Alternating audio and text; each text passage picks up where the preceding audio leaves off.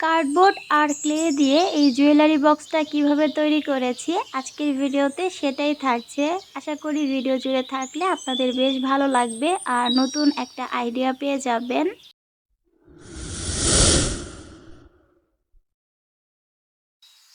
আসসালামু আলাইকুম। Dream of সাদিস mom channel থেকে আমি সুমাইয়া হাসান আছি আপনাদের সঙ্গে। কেমন আছেন সবাই? আশা করছি যে যেখান থেকে আমার আজকের ভিডিওটি দেখতে শুরু করেছেন সবাই আল্লাহর রহমতে ভালো আছেন, সুস্থ আছেন। আমরাও আলহামদুলিল্লাহ আল্লাহর রহমতে বেশ ভালো আছি।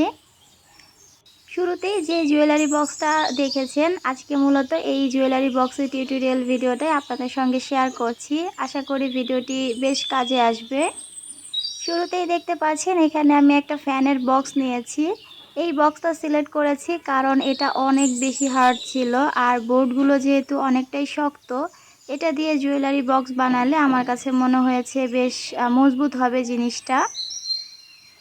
তো শুরুতে একটা প্লাসের সাহায্যে আমি বক্সটাকে কেটে নিয়েছি আর এই যে তারপরে এটাকে মাপ মতো কেটে নিয়েছি। এই জুয়েলারি বক্সটা বানাতে আমার অনেক কষ্ট হয়েছে, পুরো 3 দিন লেগে গেছে। যদি একটানা বসে করতে পারতাম তাহলে মাত্র 2-3 ঘন্টাতেই হয়তোবা পুরোটা কমপ্লিট হয়ে যেত। যেহেতু আমি একটানা বসে করতে পারি না, বাবুকে নিয়ে আসলে একটানা কোনো কিছু করা সম্ভব না। এই কারণে একটু একটু করে 3 দিন লাগিয়ে এই কাজটা কমপ্লিট করেছি। তো বোর্ডটা দেখতে পেয়েছেন আমি কিভাবে কেটে নিয়েছি।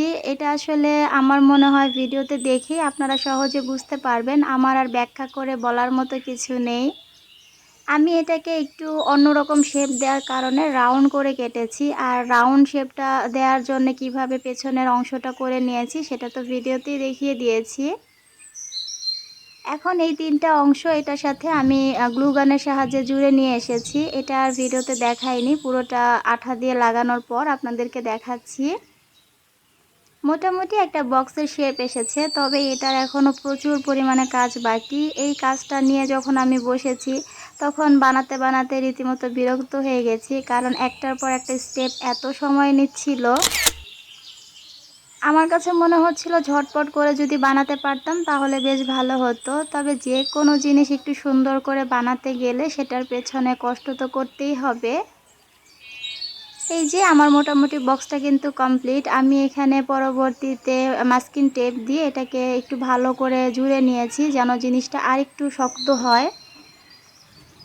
ঢাকনাটা লাগানোর জন্য এখানে আমি একটা গেঞ্জির কালো কাপড় নিয়েছি আর আঠার সাহায্যে এখন এই কাপড়টাকে লাগিয়ে দিচ্ছি। এটা চাইলে গ্লু গানের সাহায্যেও কিন্তু লাগানো যেত, তবে আমার কেন জানি পার্সোনালি গ্লু গানের থেকে ফেভিকলের আঠাটা বেশি পছন্দ। আমি দেখেছি গ্লু গানের জিনিসও অনেক সময় ছুটে যায়, তবে ফেভিকলের আঠা দিয়ে একবার কিছু জুড়লে সেটা সহজে নষ্ট হয় না।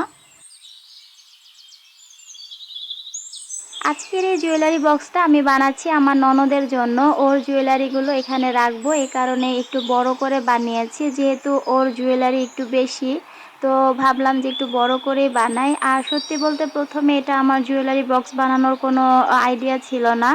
এটা নিয়ে আমি বসেছিলাম মূলত কোরআন শরীফের একটা বক্স বানানোর জন্য। ওর একটা ছোট কোরআন শরীফ আছে, ওইটার জন্যই আমি এই কাজটা নিয়ে বসেছিলাম। তবে পরবর্তীতে দেখলাম যে ওই কোরআন শরীফটার তুলনায় বক্সটা অনেকটাই বড় হয়ে গেছে। তো ভাবলাম যেহেতু বড় হয়ে গেছে এটাকে জুয়েলারি বক্স হিসেবেই কাজে লাগাই। তো এই যে দেখতে পাচ্ছেন আমি কিন্তু ওই দিন ওইটুকু কাজই কমপ্লিট করেছিলাম, আর রাতের বেলা হচ্ছে এখানে এই ফ্লাওয়ারটা দিয়েছিলাম। আর এই যে লাগানোর যে সিস্টেমটা এটা আমি রাতে করে নিয়েছিলাম। এটা জাস্ট কিছুই না, আমি কার্ডবোর্ডটাকে একটু ফুটো করে ওখানে এলাস্টিক টাইপের যেই গুলো পাওয়া যায়, ওগুলোকে আসলে কি বলে নামটা আমার জানা নেই, সেটা দিয়ে দিয়েছিলাম। আর ওইটাকে লাগানোর জন্য একটা ফ্লাওয়ার দিয়ে দিয়েছিলাম। এটাও আমি ফেভিকলের সাহায্যে লাগিয়েছি, এই কারণে রাতেই জিনিসটা লাগিয়েছি যেন সকালবেলা একদমই শক্ত হয়ে যায়।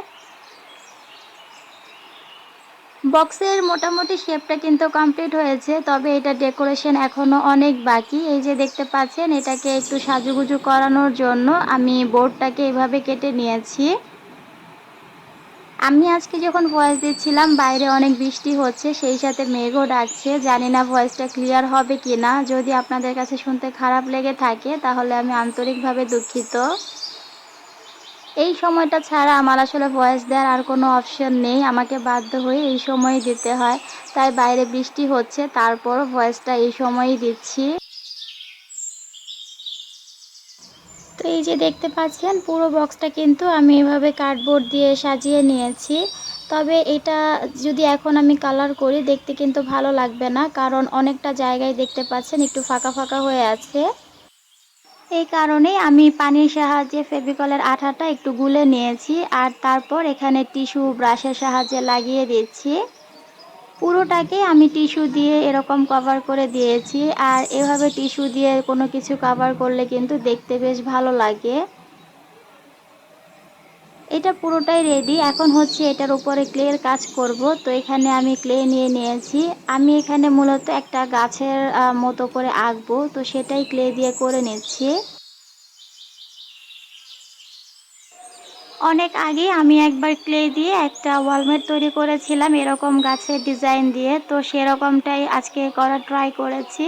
তবে এখানে আমি ফুলগুলোকে একটু গোলাপ ফুলের শেপ দিয়ে নিয়েছি, ছোট ছোট কিছু গোলাপ আর ডালপালা এঁকে নিয়েছি।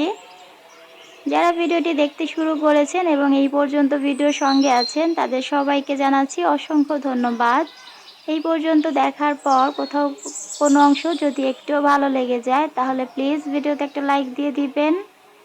আপনি যদি আজই প্রথম আমার ভিডিওটি দেখে থাকেন আর আপনার কাছে ভিডিওটি দেখার পর কোথাও কোনো অংশ ভালো লেগে যায় বা পরবর্তীতে আমার ভিডিওগুলো দেখতে আগ্রহী হয়ে থাকেন, তাহলে চ্যানেলটিকে সাবস্ক্রাইব করে আমার সঙ্গে থেকে যেতে পারেন।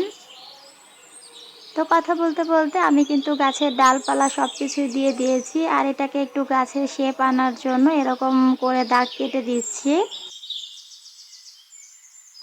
ক্লে দিয়ে কাজ করা কিন্তু ভীষণ সহজ, যে কোনো জিনিস একদম মনের মতো করে খুব সুন্দরভাবে ফুটিয়ে তোলা যায়। এই কারণে ক্লের কাজগুলো আমার সবসময় ভালো লাগে।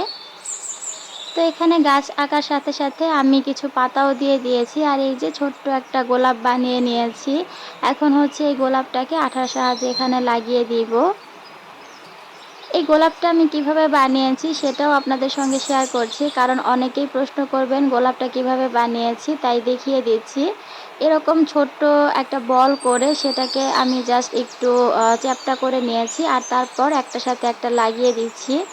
দেখতেই পাচ্ছেন কত ইজি, আর হয়ে গেল খুব সুন্দর একটা গোলাপ।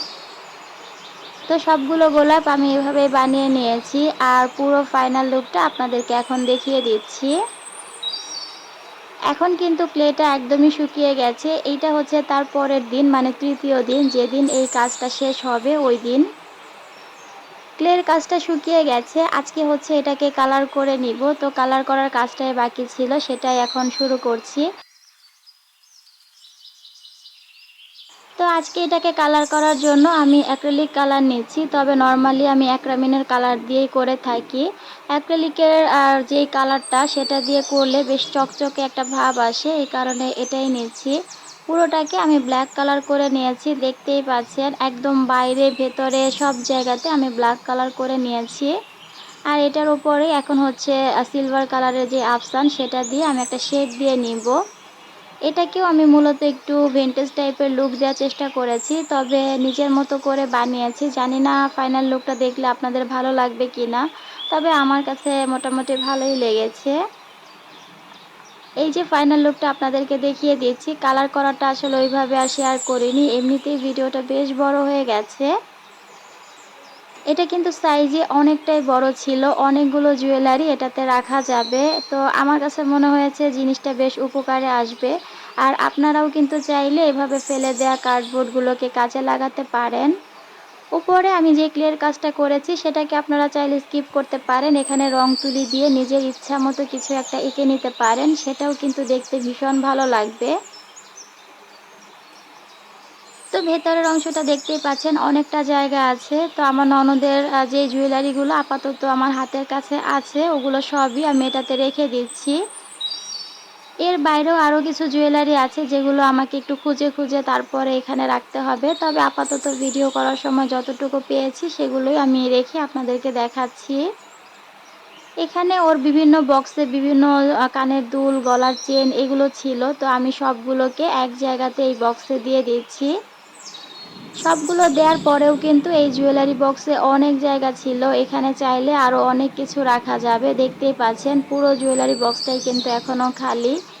তো আপনারা এভাবে বানিয়ে আপনাদের সব জুয়েলারি একটা জায়গাতে সুন্দর করে স্টোর করে রাখতে পারেন। আজকের ভিডিওর এই আইডিয়াটা কেমন লেগেছে কমেন্ট করে জানাতে একদমই ভুলবেন না। আর যদি কেউ এই আইডিয়াটা অ্যাপ্লাই করে থাকেন তাহলে অবশ্যই আমার সঙ্গে শেয়ার করতে পারেন। আমার ফেসবুক পেজের লিঙ্কটা ডেসক্রিপশন বক্সে দেওয়া থাকবে। আপনারা কেউ আমার ডিআইওয়াই দেখে যদি কিছু বানান তাহলে অবশ্যই জানাবেন। আজ বিদায় নিচ্ছি। আল্লাহ হাফেজ।